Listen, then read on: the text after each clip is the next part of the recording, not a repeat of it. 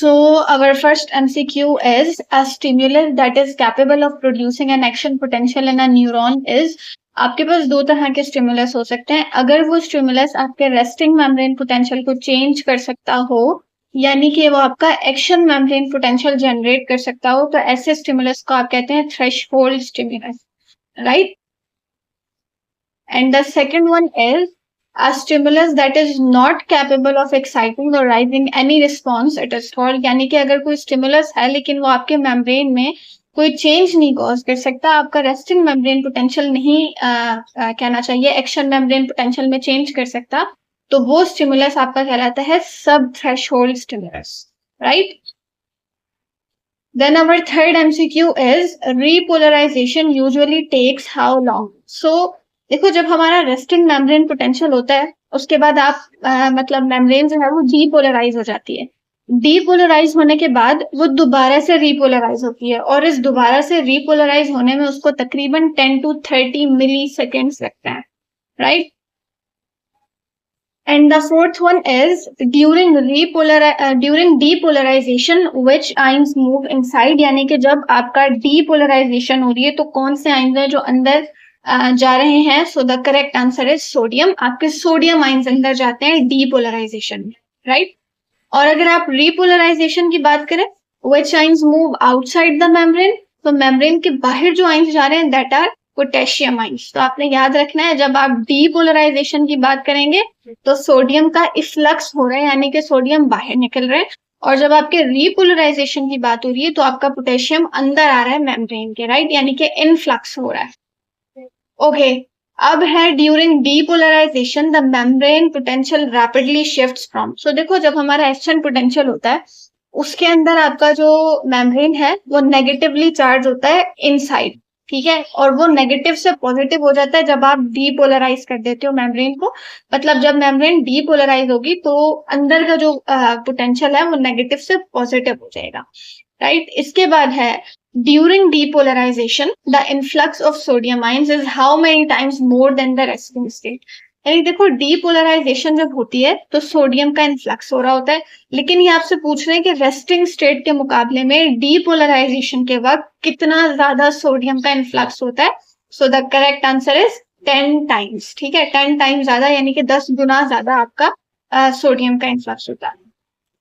Our MCQ number 8 is during hyperpolarization the membrane potential is, so the correct answer is -90. It's all about Ratta.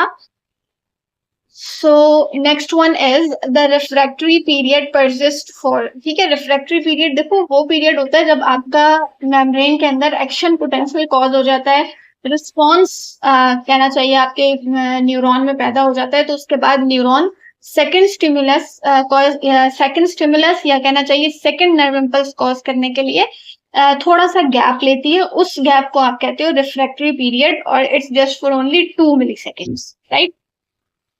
Our MCQ number 10th is during the refractory period for every 2 potassium ions how many sodium ions are transported.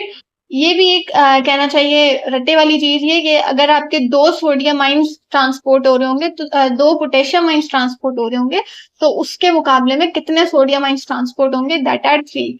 यानी कि अगर 2 potassium बाहर जा रहे हैं तो 3 sodium अंदर आ जाएंगे, right. Our next MCQ is the overshoot in membrane potential caused by repolarization is called. देखो, जब repolarization आपका हो रहा होता है ना तो उसमें आपके सोडियम आयंस जो है बाहर जा रहे होते हैं, तो जब आपके सोडियम आयंस कुछ ज्यादा बाहर चले जाते हैं यानी कि एक ओवरशूट हो जाता है उनमें, तो इस स्टेट को आप कहते हो hyperpolarisation, right. The next one is the jumping of an action potential from node to node is called. देखो, जब आपकी एक्शन पोटेंशियल होती है ना उसके अंदर आपका नोड टू नोड यानी कि उछल के आपका जो एक्शन पोटेंशियल या जो नर्व इम्पल्स है ना वो जंप करके जा रही होती है. इस तरह की कंडक्शन को हम कहते हैं saltatory conduction, right. The next one is solitary conduction transmission speeds up, यानी कि सॉल्टेटरी कंडक्शन की वजह से जो नर्व इम्पल्स की ट्रांसमिशन होती है दैट इज अबाउट 150 मीटर पर second, right. Next one is the neuron whose axon transmit an action potential to the synapse is called. देखो आपके पास जब भी कोई साइनेप्स होती है ना, उसके अंदर दो न्यूरॉन होते हैं। एक होता है पोस्ट साइनेप्टिक और एक होता है प्री साइनेप्टिक। अब यहाँ लिखा हुआ है the neuron whose axon transmit an action potential, यानी कि वो न्यूरॉन जिसका एक्सॉन एक्शन पोटेंशियल दे रहा है, ट्रांसमिट कर रहा है, उसको कहते हैं प्री साइनेप्टिक। और जो न्यूरॉन एक्शन पोटेंशियल को रिसीव करेगा उसको हम कहेंगे पोस्ट साइनेप्टिक, राइट। अब नेक्स्ट एमसीक्यू हमारा इसी के हवाले से है। The neuron whose dendrite receives the signal from the synapse is called, the correct answer is post synaptic. ठीक है, ये भी याद रखना कि प्री साइनेप्टिक का एक्सॉन इन्वॉल्व होगा और पोस्ट साइनेप्टिक का डेंड्राइट इन्वॉल्व होगा, right.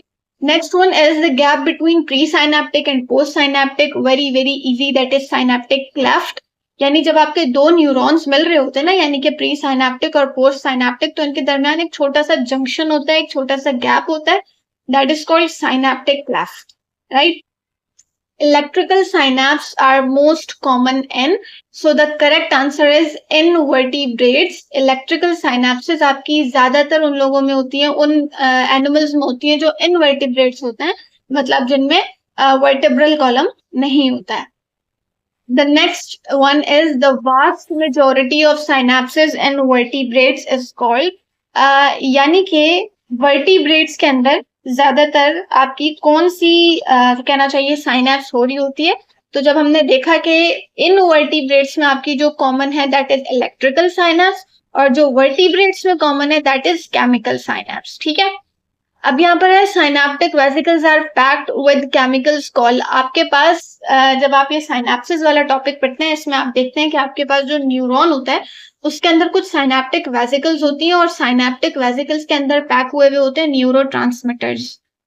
So our MCQ number 20 is neurotransmitter are released by which process। अच्छा, जब हम ये साइनेप्सिस वाला टॉपिक ही पढ़ते हैं ना, तो इसके अंदर हमें पता चलता है कि जब आपकी वेसिकल्स है ना, वो वेसिकल्स आके आपकी मेम्ब्रेन के साथ कहना चाहिए बाउंड हो जाती है, तो उसके बाद न्यूरोट्रांसमीटर रिलीज होता है by an process called exocytosis. ठीक है, तो ये हमारे 20 MCQs थे। आई